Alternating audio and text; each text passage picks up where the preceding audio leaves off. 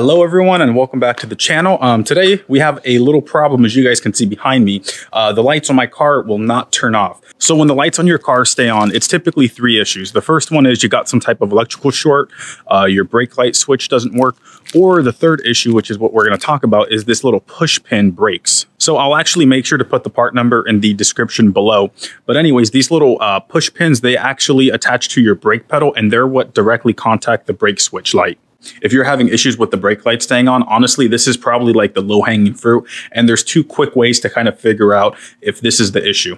The first way is you're probably going to find something like this on the ground of your floorboard. And then the second thing is just checking.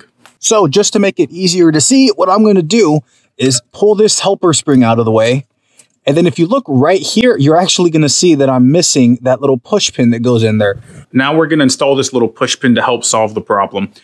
So first off, you kind of have two options here. You can either try to finagle it in there. The space is really tight, which makes it a pain. I'd much rather do a little bit of extra work and make life easier on myself. First thing I'll do is I will disconnect the little harness that goes into the back of the brake light switch, just so I'm not twisting those wires. Next thing I'm going to do is actually just count the threads that are behind the locking nut.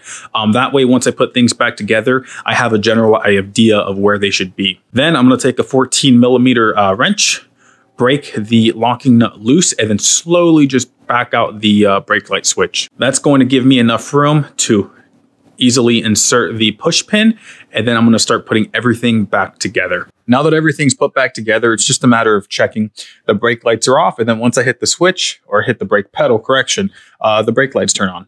Overall, guys, this is a cheap and easy fix, and hopefully this helps someone. Again, I'll make sure to put the part number for that little push pin in the description below, and thanks for watching, guys.